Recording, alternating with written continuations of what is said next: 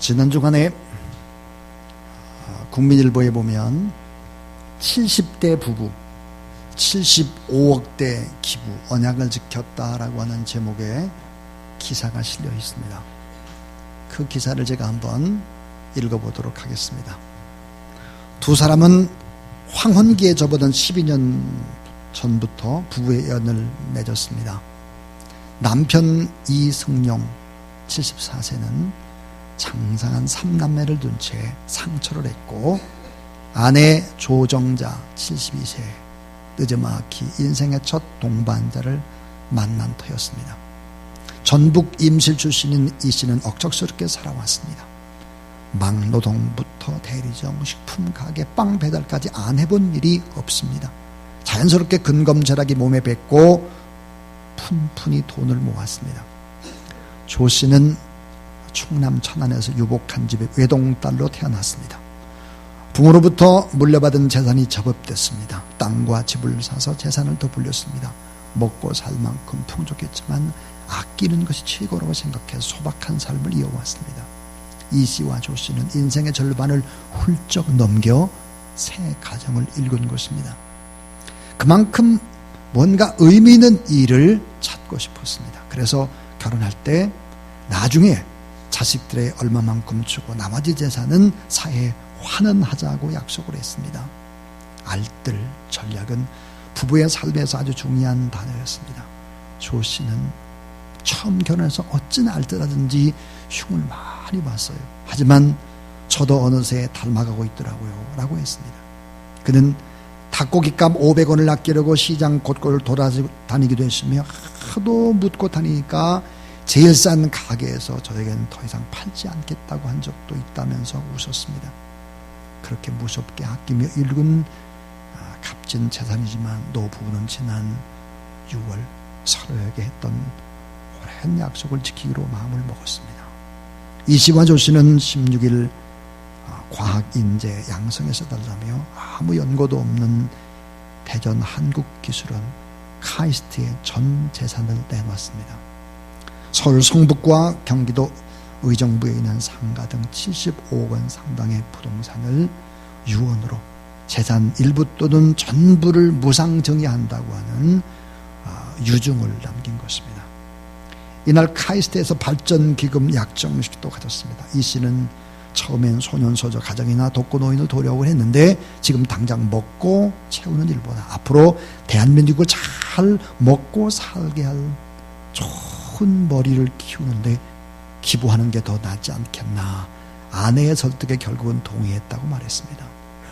조 씨는 남들은 좋은 자식을 배로 낳고 가슴으로 기른다고 하는데 저는 항상 머리로 자식을 낳았다며 이제 카이스트의 좋은 자식을 이렇게 많이 얻게 됐다고 했습니다.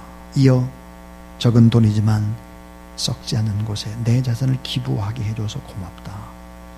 후세들이 윤택하게 살 수 있도록 좋은 인재를 많이 길러주길 바란다고 말했습니다. 약정직에서 카이스트 측은 노부부에게 운동화 한 켤레씩을 선물했습니다. 기부 절차를 의논하러 집을 방문했을 때 조 씨가 밑창이 떨어진 운동화를 고쳐 신고 있는 모습을 봤다고 합니다.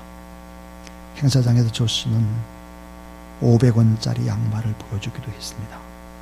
그는 한쪽 양말을 벗어 보이며 이게 500원짜리 양말인데 아무거나 신고 오다 보니 이렇게 해진 곳을 꿰맨 걸 신고 왔다며 웃었습니다. 사랑하는 여러분,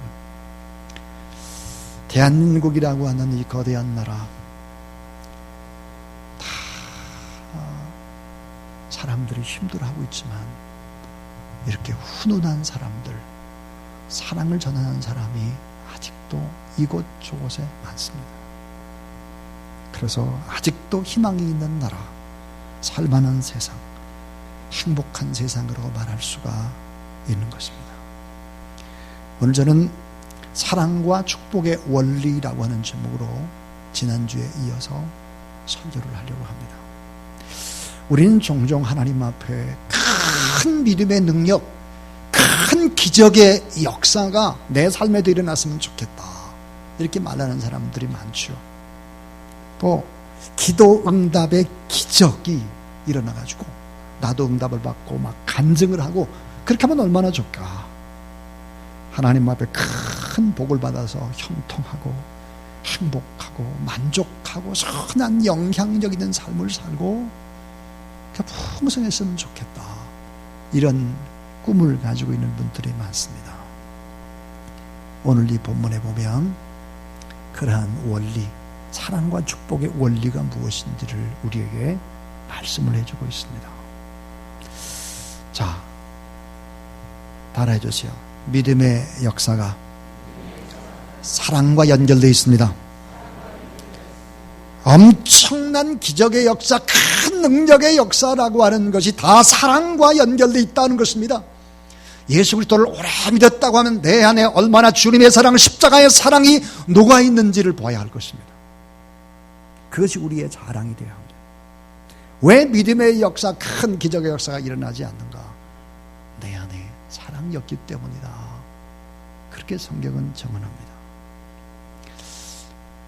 자, 누가복음 17장 1절부터 6절의 말씀을 보니까 이렇게 말씀을 합니다. 예수께서 제자들에게 이르시되 실족게 하는 것이 없을 수는 없으나 그렇게 하는 자에게 화로다.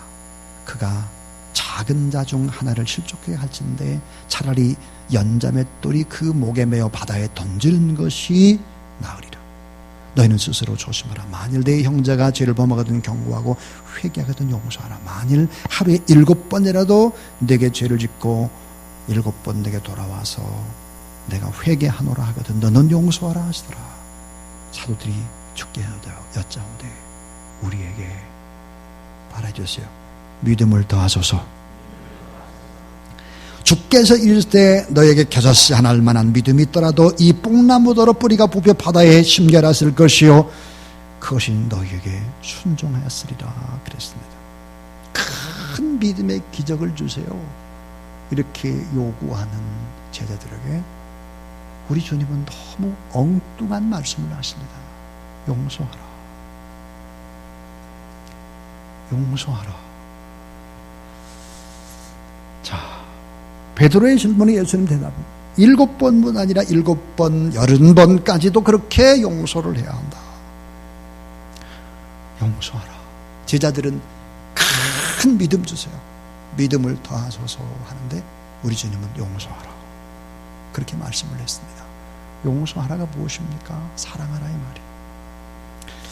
자, 여러분 우리가 왜 큰 믿음의 기적들이 내 안에 잘 일어나지 않나? 용서하지 않기 때문에, 사랑하지 않기 때문이다 하는 것이 성경입니다. 내가 용서하지 못할 때, 내가 하나님 앞에 순종하지 못할 때 큰 기적이 이루어져도 그것이 행복이 되지 못한다는 사실을 성경은 얘기하고 있습니다. 그래서 항상 문제는 어디서 찾아야 되느냐? 내 안에 있는 것입니다. 내 안에. 내가 얼마나 하나님 앞에 십자가 앞에 죽고 다시 태어나고 주님 앞에 더 많은 사람들을 용서할 수 있을까 하는 것이죠. 그래서 믿음의 큰 역사라고 하는 것은 사랑과 연결되어 있다라는 사실들을 알아야 합니다. 두 번째입니다. 두 번째, 따라하세요. 기도응답의 역사가 사랑과 연결되어 있습니다. 이게 얼마나 중요한지 모릅니다. 하나님 앞에 기도를 간절히 해도 응답이 잘 안 된다라고 하면 그것은 내가 얼마나 사랑하는지를 돌아봐야 합니다. 마태복음 7장 7절 우리가 잘 아는 대로 구하라 그러면 너에게 주실 것이요 찾으라 그러면 찾아낼 것이요 문을 두드리라 그러면 너에게 열릴 것이다 그랬습니다. 반드시 구하는 자가 얻고 반드시 찾는 자가 찾고 반드시 두드리는 자에게 열린다. 반드시 그렇게 하겠다 그랬습니다. 반드시. 여러분이 하나님 앞에 기도하면 반드시 이런 기도응답의 역사가 있다는 사실을 믿으시길 바랍니다. 그런데 꼭 깨달아야 될 것이 있습니다. 마태복음 7장 7절부터 12절에 쭉 가다 보면 12절에 이렇게 되어 있습니다. 그러므로. 여러분, 그러므로라는 단어는 너무 중요합니다. 결론적으로 따라해 주세요. 무엇이든지 남에게 대접을 받고자 하는 대로 너희도 남을 대접하라. 이것이 율법이요 선지자니라. 자, 율법이고 선지자라고 그랬어요. 이게 황금률이라고 그랬습니다. 최고의 인간이 할 수 있는 최고의 황금률이 뭘까? 남을 잘 대접하는 거예요.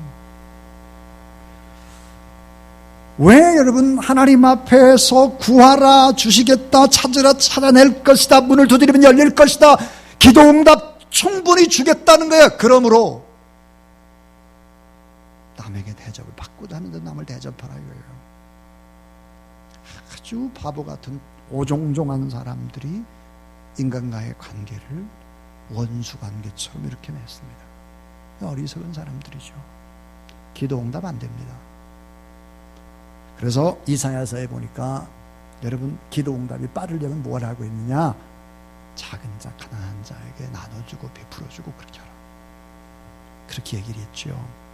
그래서 여러분 기도응답의 역사라고 하는 것은 다른 사람을 사랑하고 다른 사람을 잘 대접해야 된다는 거예요. 이게 어때요? 율법과 선지자예요. 이것이 어떻습니까? 십계명의 돌판에 두 번째 돌판, 인간을 향한 하나님의 뜻이라는 거예요. 많이 예수 그리스도의 이름으로 대접하고 섬기는 그런 여러분이 될 수 있기를 주의 이름으로 축원합니다. 그리고 기도하면 하나님이 틀림없이 응답해 주실 줄로 믿습니다. 하나님 앞에 여러분의 마음을 드려야 합니다. 그리고 기도해야 합니다. 그러면 하나님이 축복하신다 하는 것이죠. 설교 이제 마지막 세 번째입니다. 따라해 주세요. 하나님께 복을 받는 원리가 사랑과 연결되어 있습니다. 하나님 앞에 복을 받는 원리가 사랑과 연결되어 있다는 사실을 깊이 알아야 됩니다. 이 진리를 알지 못한 우리가 헛일을 하는 것입니다.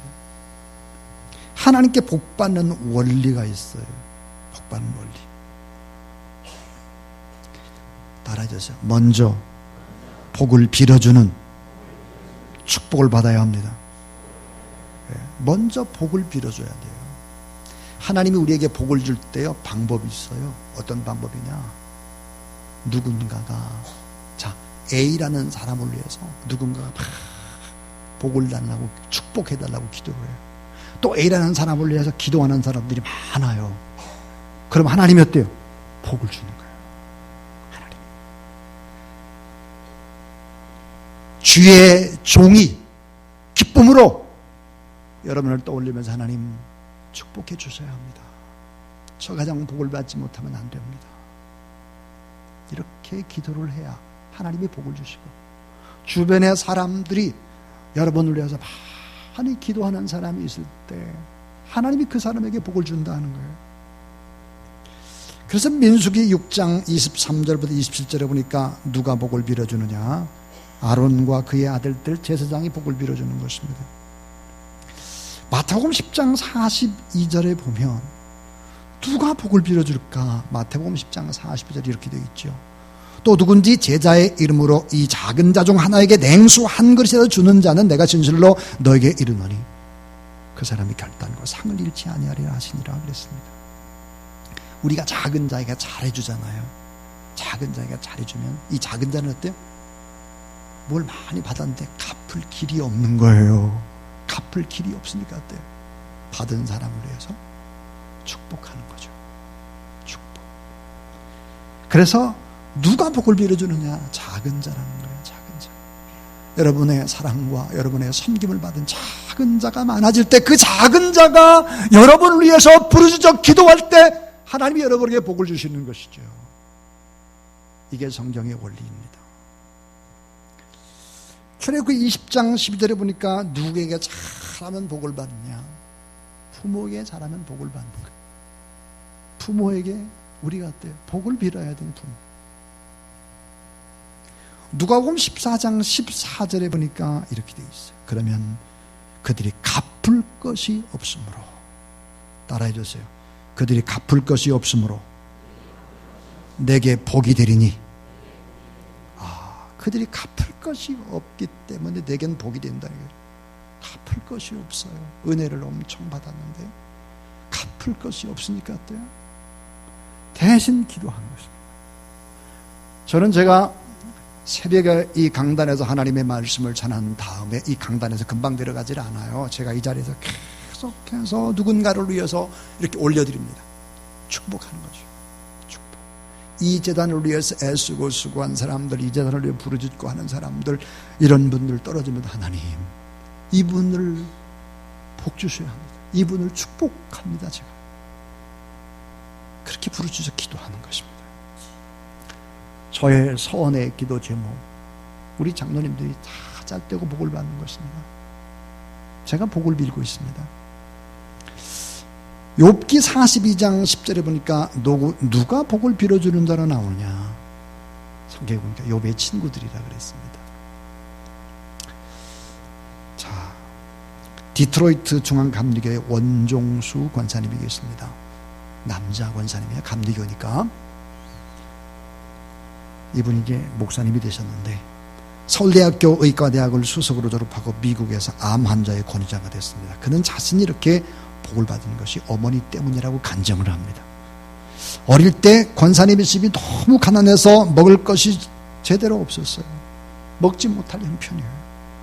근데 하루는 어머니가 거지 할머니를 집으로 데리고 와가지고 밥을 차려드리고는 하룻밤을 주무시게 했습니다.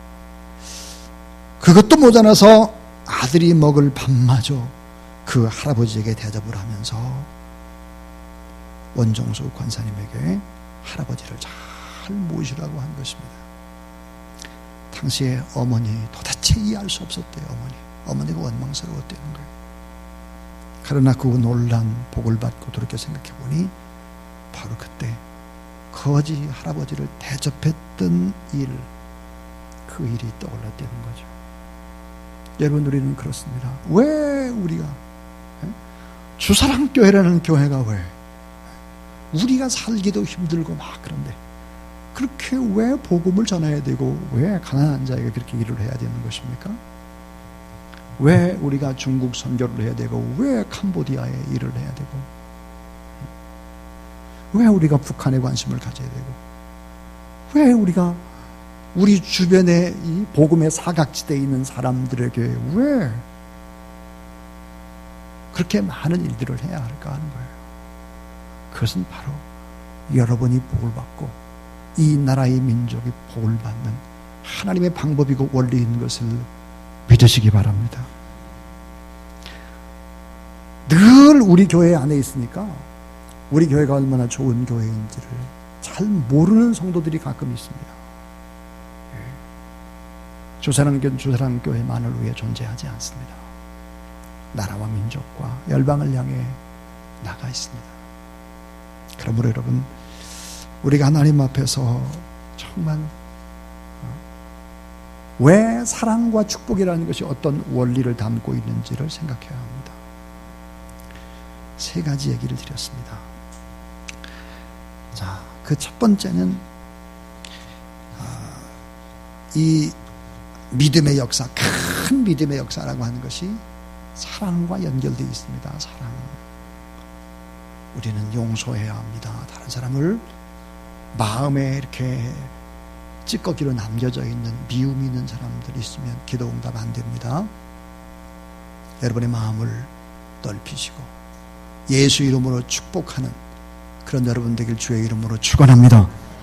우리 교인 가운데 그런 분이 없으리라고 생각을 합니다. 저는 또 하나, 기도 응답의 역사는 사랑과 연결되어 있는 것입니다. 많은 사람을 대접해야 합니다. 많은 사람을 잘 대접해야 합니다. 예수 그리스도를 믿는 크리스찬이 꼴불견이 있습니다.